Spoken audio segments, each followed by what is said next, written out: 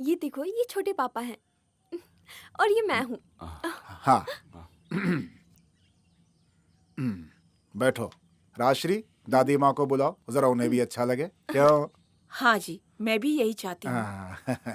देखो अरुण, तुम अच्छे घर से हो, इसलिए शादी से पहले मैंने कुछ भी पूछताछ नहीं की। लेकिन आप लोग कुछ बोले ना बोले, हम तो सोचेंगे। क्या बोलती हो? हाँ जी, सही बोले। दादी थोड़ा आराम से। हाँ तो सुनो, गांव के बाहर 10 एकड़ की जमीन है। फिलहाल अभी उसका कोई दाम नहीं है, लेकिन फसल उगाने के लिए बिल्कुल सोना जमीन है वो मैंने राजश्री के नाम पे एग्रीमेंट बना रखा है। क्या बोलती हो? हाँ हाँ, बिल्कुल सही। सुन रही हो ना? हाँ, सुन रही हूँ। देख लिया ना? और धनलक्ष्मी बैंक में एक एफडी भी है और साथ में 25,000 रुपए कैश भी है। और वो जो बाहर गाड़ी खड़ी है ना, वो मैं तुम्हारे नाम कर देता हूँ। उस जमाने में जब मैंने ये गाड़ी खरीदी थी ना, बहुत महंगी थी ये।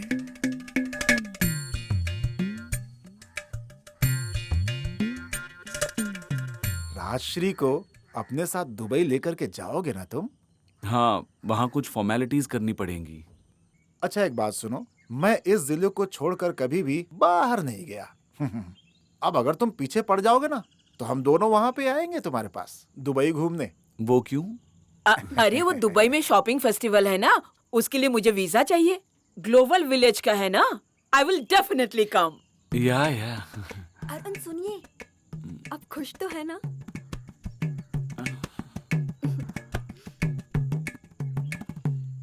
राजश्री, यहाँ आओ, अपना तोहफा स्वीकार करो। बहुत बड़े डॉक्टर हैं, बहुत काम होगा इनको। इनको रोकना ठीक नहीं है, ठीक है? आजा।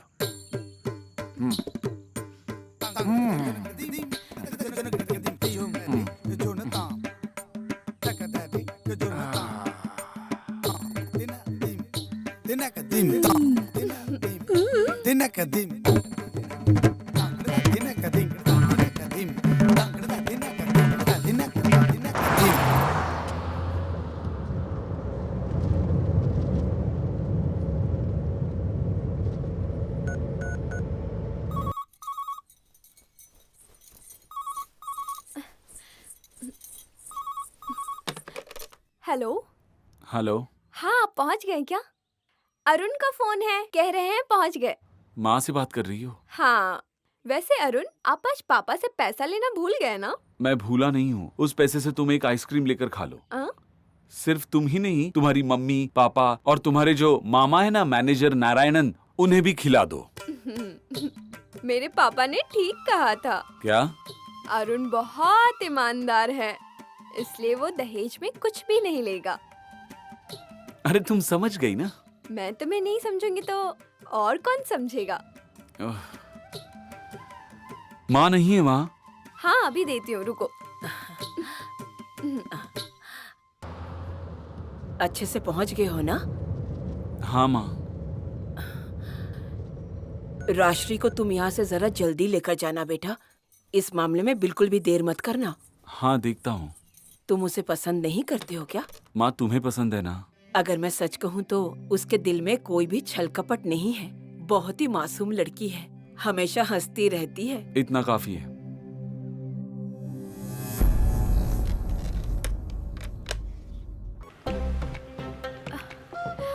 उधर देखो, तुम्हारा अम्मी खड़ी है। सुंदर है।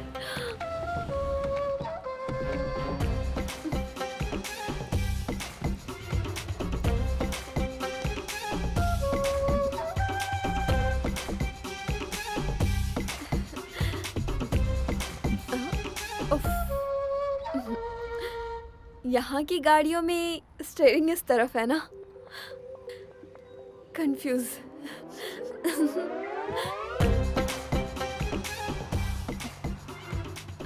जब वीजा का काम नहीं हुआ तो मेरे मॉम डैड को ज्यादा फिक्र हुई। मेरा वीजा क्लियर हो जाए, इसके लिए उन दोनों ने मन्नत भी मांगी थी। वीजा क्लियर होते ही सबसे पहले तुम्हें फोन किया। नारायण मामा और ओमना के अलावा मेरे और भी रिश्तेदार दुबई में हैं। कमला, मेरी बड़ी बुआ, विमला की बड़ी दीदी और छोटी मौसी पुष्पा, ऐसे कुछ रिश्तेदार भी हैं यहाँ। वो लोग मेरा इंतजार कर रहे हैं। विमला के पास तो खुद का ड्राइविंग लाइसेंस भी है, पता है? उसने कहा कि वो मुझे हर शाम को कार चलाना सिखाएगी। गांव में मैं साइकिल चलाना सीखती थी। साइकिल चला लिया तो गाड़ी चलाना आसान होगा ना? बिल्कुल, ड्राइविंग लाइसेंस के लिए यहाँ साइकिल पे ही टेस्ट लेते हैं।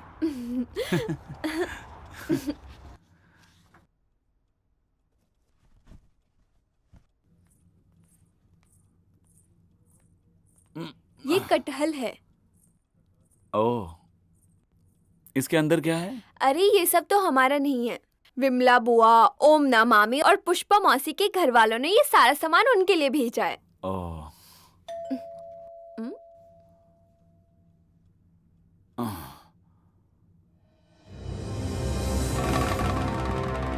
क्या हुआ डॉक्टर, तुम इतना चौंक क्यों गए? मैंने अपनी बहन की बेटी से तुम्हारी शादी करवाई है।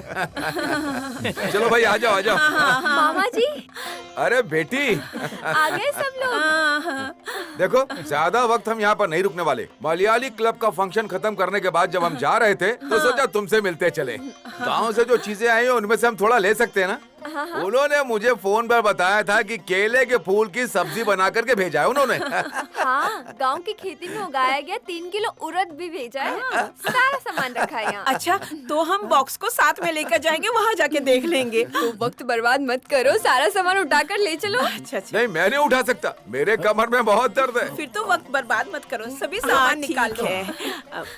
और अरे, अपनी चलो बेटी- चलो जल्दी चलो, बाद में बात करना। अच्छा ठीक है। जरा इसके सेहत पर ध्यान देना। खाते पीते घर की लड़की है, ये बात उसमें दिखनी चाहिए ना, है ना? चलिए बुआ, मैं आपको बाहर तक छोड़ देती हूँ। हाँ हाँ सुनो। चलो। फिर आइएगा। हाँ हाँ जरूर। देखो डॉक्टर, फालतू खर्च मत करना, पैसा सोच समझ कर खर्च करना।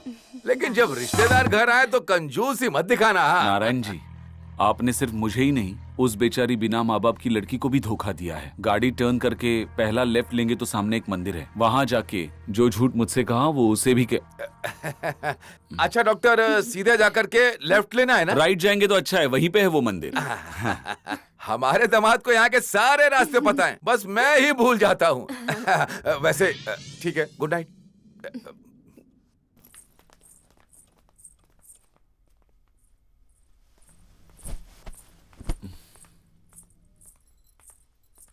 सभी लोग यहाँ शिफ्ट हो गए, इसी वजह से सभी लोगों ने गांव छोड़ दिया। देखा आपने, सब मुझसे कितना प्यार करते हैं। बहुत प्यार करते हैं, इसलिए पहली बार जो विदेश जा रही है उसी के हाथ में इतना सारा सामान थमा दिया है। मछली का सालन, जवार और कैरेट और नारियल का लड्डू। जब रिश्तेदार कहे तो हम मना कैसे कर सकते हैं? इट्स ओके, अब सो जाओ, रात हो गई है।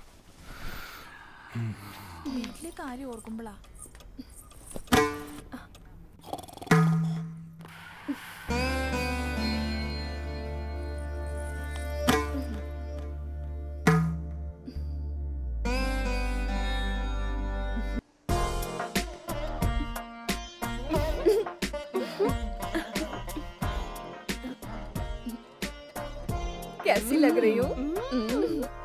बहुत अच्छी लग रही हो। आपको पता है ये बहुत ही ट्रेंडी है, भले ही कीमती है पर जच रही हो। लो इसे भी ले लो। ओके, मैंने जो पहले सेलेक्ट किया था वो यहाँ है। पहले चेंज करके आओ, उसके बाद जाकर वहाँ बिल दे देना, ठीक है?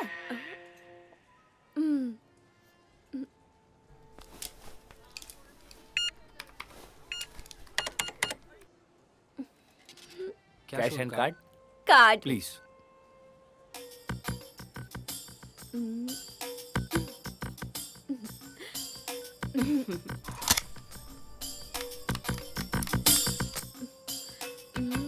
ये कार्ड काम नहीं कर रहा है मैम।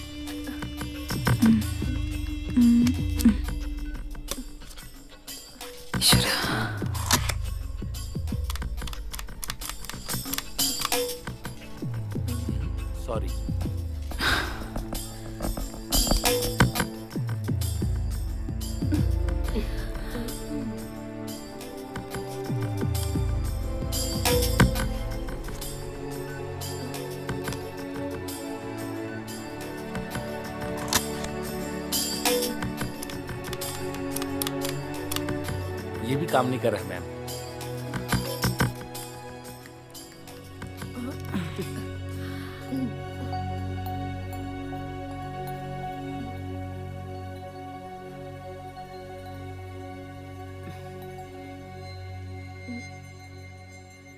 चिंता मत करो बेटी, इन चीजों को रखवा देते हैं, शाम को हम लोग आकर बिल भर देंगे, है सही ना? कहा। आई एम सॉरी, इन चीजों को साइड में रख दीजिएगा, शाम को आकर ले लेंगे। Okay ma'am. आओ बेटी।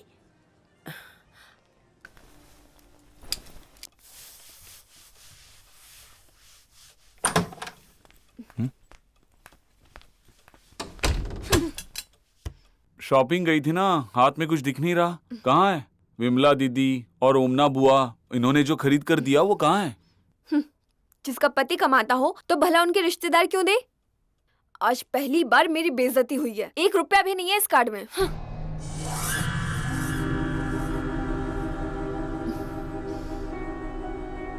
किससे पूछकर ये लेकर गई थी? इसमें पैसे होंगे, मैंने सोचा। कार्ड इस्तेमाल करने से पहले मुझसे पूछा? मेरी बेइज्जती करने के लिए यहाँ पर आई हो ना? मेरा दुश्मन ही तुम्हारा रिश्तेदार है, उसके साथ मिलकर तुम यहाँ दुबई में।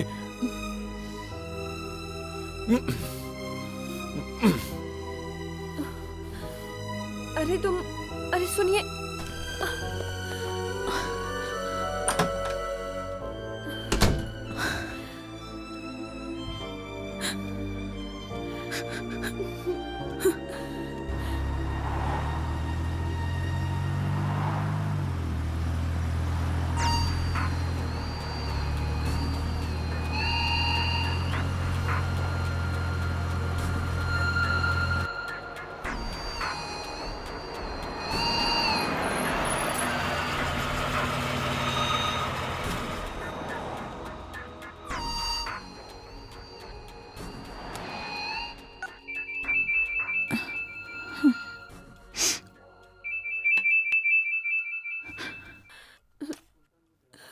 हेलो।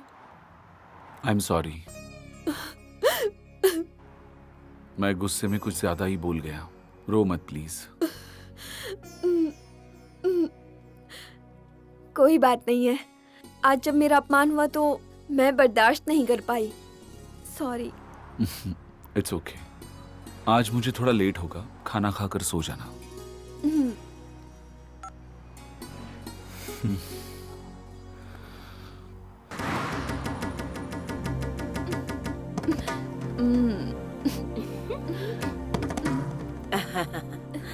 सच कहूँ तो मेरे बर्थडे का गिफ्ट मुझे इस तरह मिलेगा कभी सोचा नहीं था। मुझे सरप्राइज देने के लिए इतना महंगा गिफ्ट खरीदेंगे मैंने कभी सोचा भी नहीं था। सच कहूँ तो मुझे भी नहीं लगा था, लेकिन ये तुम पर अच्छा लग रहा है। तुम चाहो तो कुछ और ले लो। पहले तो मैं भी इस तरह का नेकलेस पहनकर बहुत उछल रही थी, पता है एक दिन। फिर मैं दुकान में गई तो पता चला कि वो फुटपाथ से खरीदा हुआ है। हमारा डायमंड स्पेशलिस्ट है, अपना नेकलेस दे दीजिए।